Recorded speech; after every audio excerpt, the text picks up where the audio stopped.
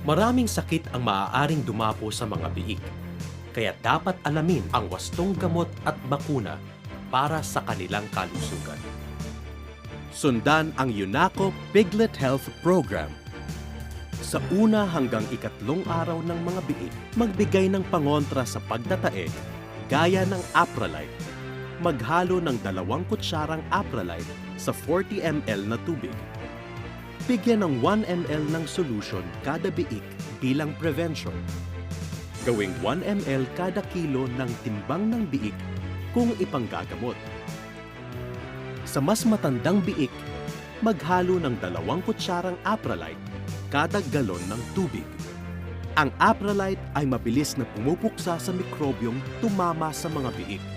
Bukod dito, ito ay mabisang gamot na lumalaban sa dehydration at ito ay mabilis makapagpabuo ng dumi.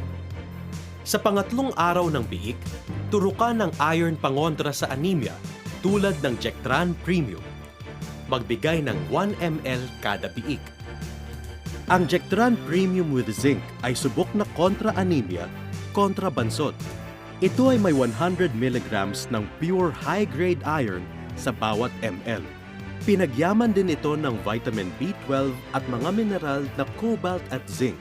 Ang mga pinagsamang sangkap na ito ay tumutulong upang mapabilis ang paglaki at maiwasan ang masamang epekto ng anemia. Ang zinc ay napatunayan ding tumutulong sa resistensya upang makaiwas sa sakit. Turo ka ng 1 ml ng Bexan SP kada biik sa ika-10 araw. Ang Bexan SP ay may resistensya gana formula. Ito ay kombinasyon ng vitamins na nagpapalakas ng resistensya at pampaganang kumain ng mga biik. Sa ika-10 hanggang 14 na araw, magbigay ng anti-stress na suplemento gaya ng Vetracin Premium. Magbigay ng 2 kutsarita kada dalon ng tubig. Ang Vetracin Premium ay pinalakas ng chlortetracycline para maalalayan ang alaga mo laban sa pulmonya, sipon at pagtatae. May vitamin A rin na nagpapalakas ng resistensya at may vitamin B12 na nagpapaganang kumain at nakakatulong sa pag-iwas sa anemia. Sa ika-14 na araw ng biik, turo ka ng booster shot ng iron gaya ng Jectran Premium, 1 ml kada biik. Sa ika-21 araw, magbakuna ng Coglapest laban sa hog cholera. Magturok ng 2 ml kada biik.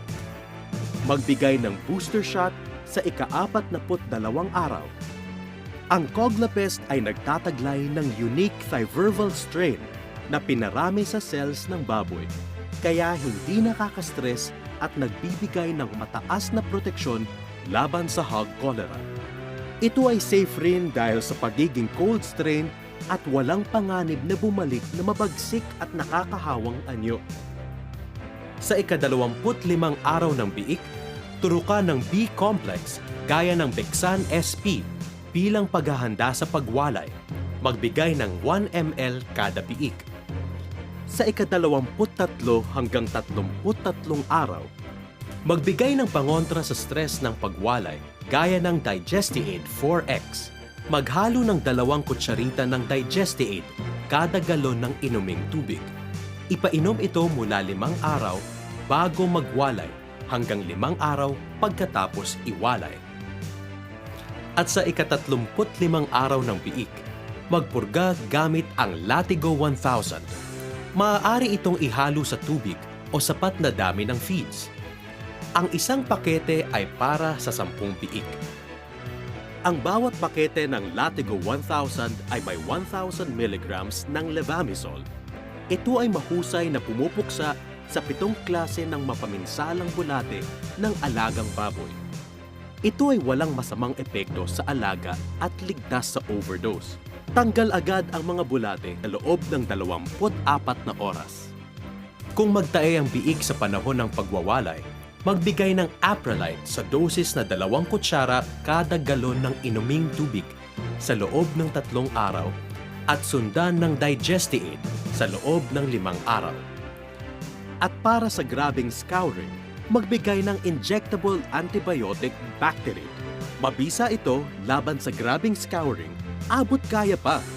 Ang Bactarid ay 10% enrofloxacin na subok ng mabisa at mabilis sa pagdurog at pagpuksa sa mas nakararaming nakamamatay na bakterya, lalo na sa E. coli at Salmonella na nagdudulot ng grabing scouring. Iturok ang Bactarid ng 1 ml kada 20 kg body weight ng baboy sa loob ng 3 hanggang 5 araw. Upang maging mas malusog at mas mabilis lumaki ang inyong alaga, sundan ang UNACO Piglet Health Program.